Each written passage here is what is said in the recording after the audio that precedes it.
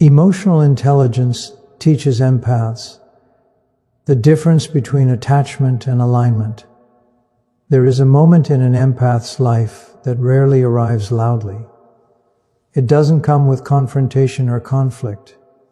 It comes quietly, often after years of staying too long, giving too much, and explaining feelings that were never meant to be negotiated.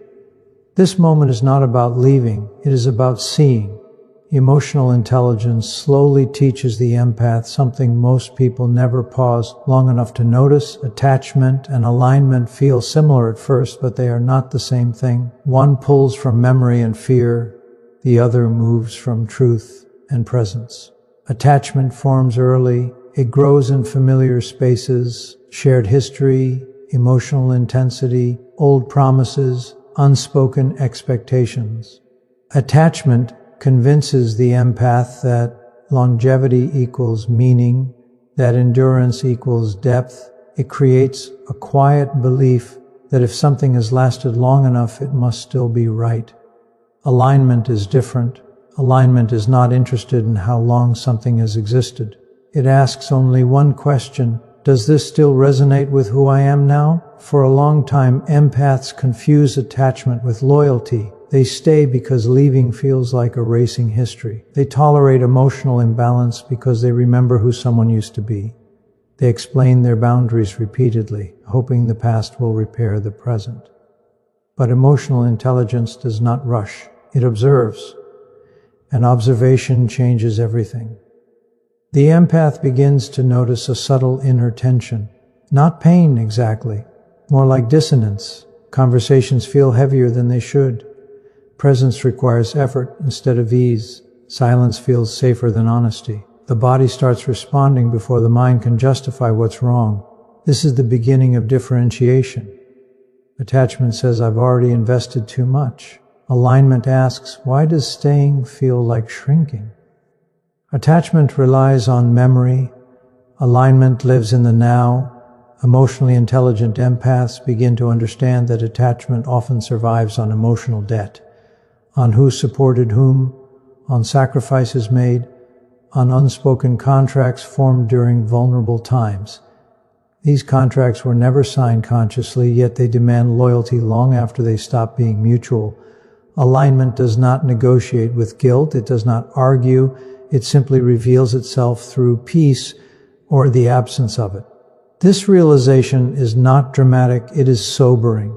The empath sees that some connections were necessary chapters, not lifelong residences. That some people were teachers, not companions. That emotional intensity is not the same as emotional safety. And this is where emotional intelligence becomes uncomfortable. Because attachment feels warm, even when it hurts. Alignment can feel lonely, even when it's right.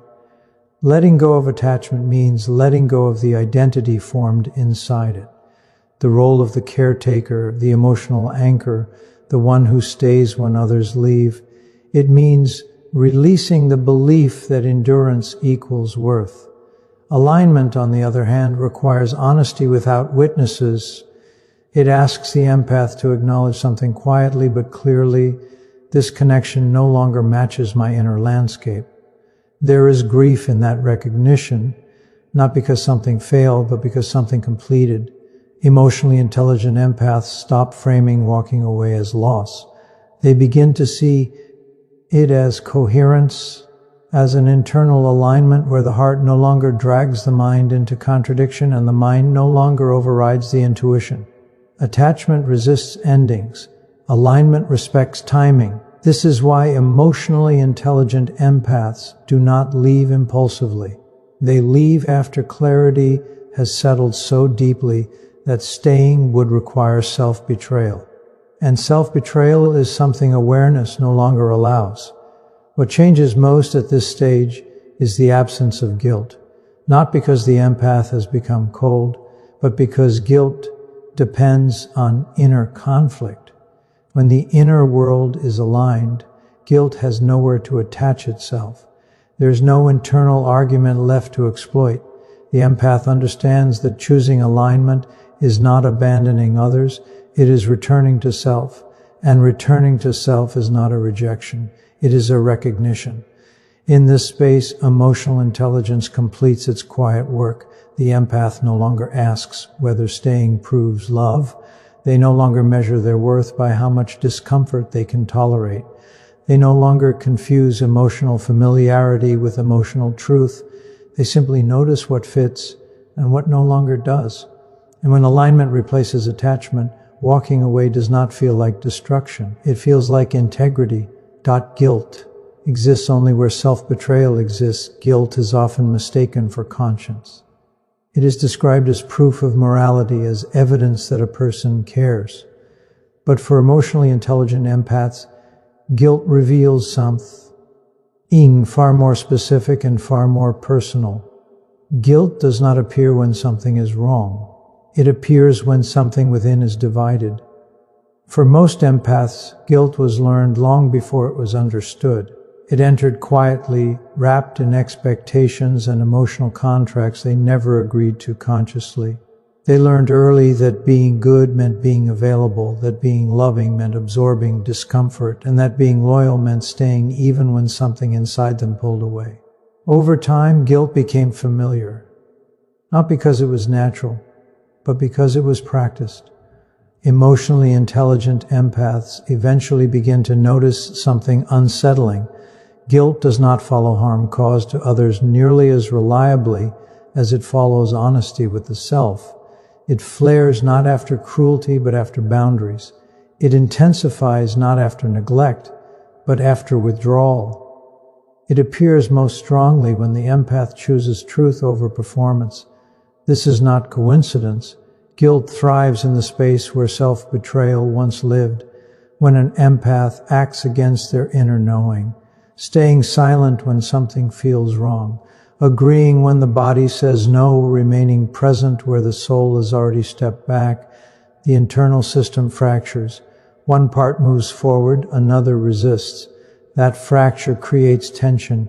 Guilt rushes in to explain it. For years, empaths assume guilt is a signal to return, to fix, to stay longer, to give more. But emotional intelligence changes the interpretation. With awareness, the empath begins to see guilt not as a moral compass, but as a residue. A leftover emotion from moments when they abandoned themselves in order to preserve connection. Guilt becomes less of a warning and more of a memory, the echo of old conditioning that equated self-sacrifice with goodness. This realization is destabilizing, because it reframes so much of what the empath thought was virtue. It reveals that many apologies were not expressions of wrongdoing, but attempts to soothe others after choosing self-respect. That many explanations were not clarity, but self-defense against anticipated rejection.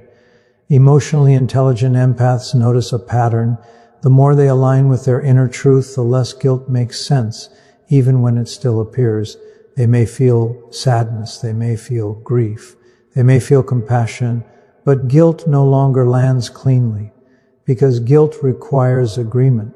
It requires the empath to believe they have done something wrong by honoring themselves, and emotional intelligence erodes that belief slowly, deliberately, and permanently. This is where the shift occurs. The empath recognizes that guilt was never asking, "Did you cause harm?" It was asking, "Did you break an unspoken rule?" Those rules were rarely fair. They were rules that said, be available at your own expense. Be understanding even when hurt. Be patient even when disrespected. Be quiet to keep the peace. Breaking these rules always triggered guilt, not because the action was wrong, but because the system depended on the empath's compliance. When emotional intelligence matures, the empath stops confusing compliance with kindness. They see that self-betrayal once felt necessary because safety depended on it. As children, as partners, as friends, they learned that being accepted often required shrinking, that love sometimes arrived conditionally, and guilt enforced those conditions. But adulthood brings a different awareness. What once ensured survival now undermines integrity. The most profound realization for emotionally intelligent empaths is this: Guilt dissolves when there is no inner conflict left to exploit. When the heart, mind, and intuition move together, guilt has no leverage. It cannot argue where there is no disagreement. Walking away without guilt is not indifference. It is integration. It is the absence of inner violence.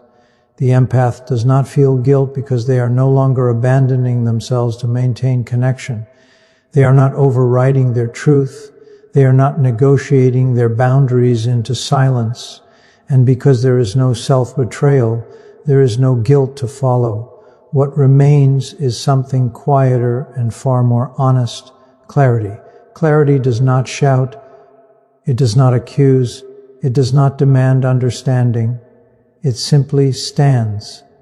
In that stillness, the empath realizes something that changes how they move through every future relationship. Guilt was never proof of care. It was proof of misalignment. And when misalignment ends, guilt ends with it. Not forcefully, not dramatically, just completely emotional. Maturity removes the need to be understood. There comes a quiet moment in emotional maturity when the need to be understood begins to loosen its grip. It does not happen suddenly, and it is not accompanied by certainty or pride. It arrives slowly after years of explaining, justifying, softening words, and rearranging truth so it can be received without discomfort. For a long time, being understood feels essential. It feels like safety. It feels like proof that one exists clearly in another person's mind. Especially for empaths, understanding is often equated with connection. If someone understands you, you believe they can hold you. If they do not, you fear being misread, dismissed, or emotionally alone. But emotional maturity introduces a different awareness. It shows that the desire to be understood is often rooted in fear rather than clarity. Fear of being judged unfairly. Fear of being remembered inaccurately. Fear that silence will be interpreted as guilt, distance as cruelty, or boundaries as rejection.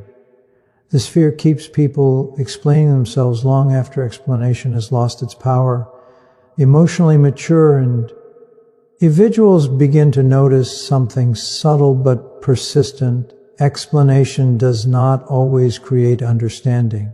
Sometimes it creates resistance. Sometimes it invites debate. Sometimes it turns lived experience into something that must be defended or proven. This realization is not bitter, it is sobering. With maturity, one sees that being understood requires willingness on both sides, and no amount of clarity can compensate for someone else's refusal to listen. No precision of language can correct a perception that is already fixed. Understanding, in that sense, is not something that can be demanded or earned. It is something that must be offered freely. When this truth settles in, something inside begins to relax. The emotionally mature person no longer experiences misunderstanding as a threat to identity. They stop equating misinterpretation with failure. They understand that people perceive through their own filters shaped by their needs, wounds, and limitations. This does not create detachment. It creates discernment. There is a profound shift that occurs when one no longer needs to be understood in order to be at peace. Decisions are no longer followed by long internal monologues. Silence is no longer filled with imagined accusations. Distance is no longer explained away as a misunderstanding that must be corrected. Instead, there is an internal steadiness. Emotionally mature people know their reasons, even when those reasons remain unspoken. They understand that clarity does not require an audience. They trust the coherence of their own inner narrative enough to let others hold their interpretations without interference. This is especially transformative for empaths. Empaths are accustomed to bridging gaps. They instinctively translate feelings, soften edges, and anticipate emotional reactions. They are skilled at emotional accommodation. But maturity teaches them that accommodation is not always kindness. Sometimes it is avoidance of discomfort. Sometimes it is an unconscious attempt to control how one is perceived. Letting go of the need to be understood means releasing the urge to manage other people's emotions. It means allowing others to feel confused, disappointed, or even wrong about you without rushing in to correct the narrative. This is not indifference. It is respect for reality. The emotionally mature empath understands something deeply personal. Those who want to understand will ask. Those who are capable of understanding will listen. And those who are neither cannot be convinced, no matter how carefully the truth is packaged. This awareness removes exhaustion from relationships. Conversations become simpler. Silence becomes neutral rather than charged. One's sense of self becomes less reactive to external interpretation. There is grief in this stage, grief for the versions of yourself that tried so hard to be seen, grief for the time spent explaining what should have been felt, grief for relationships where understanding was always just out of reach. But alongside that grief comes freedom.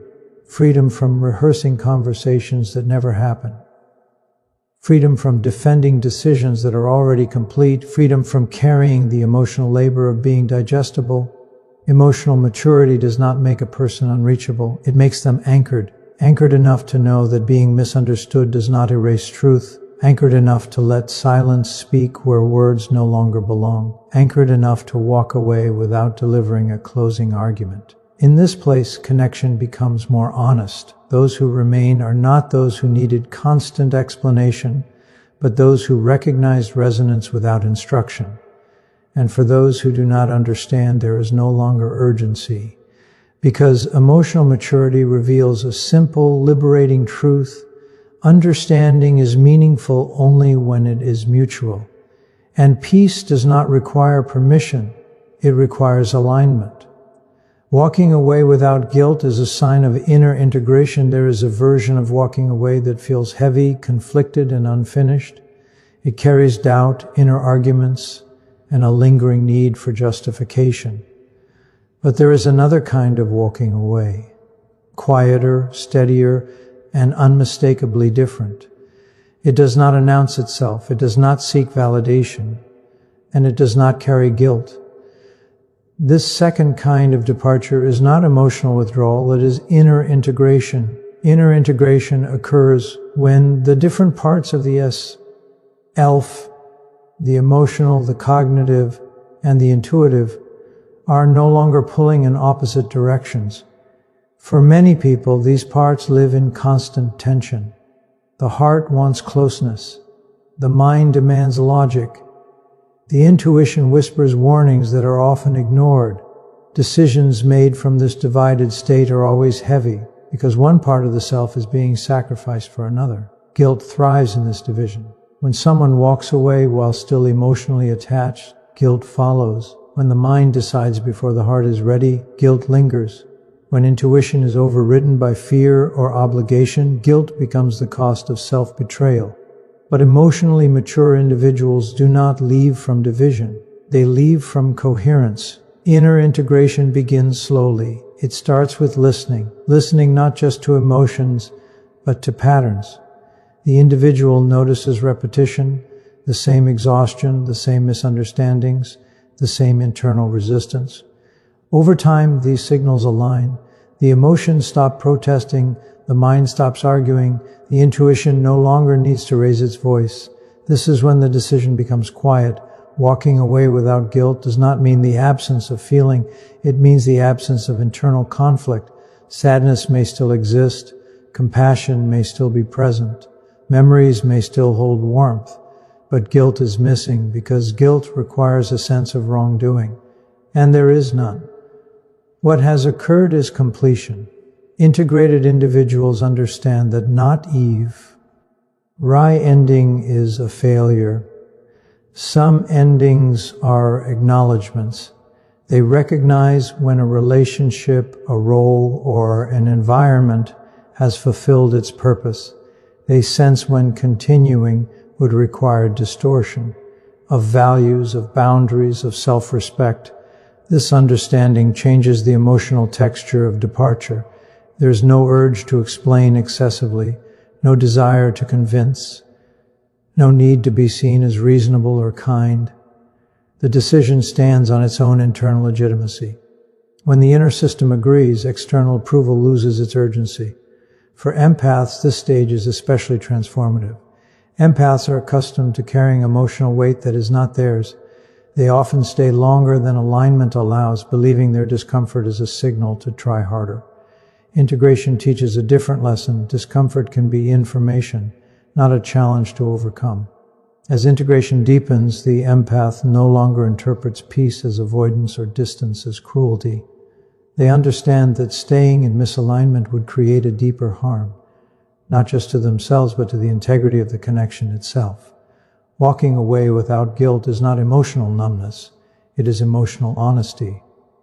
It reflects a self that is no longer fragmented into roles, the caretaker, the mediator, the one who understands. Instead, there is a unified presence that no longer negotiates its own limits for belonging. This unity removes the need for internal justification. There is no mental rehearsal of conversations that I'd never happen. No revisiting of the same emotional crossroads. The decision does not echo, it settles. Others may not understand this kind of departure.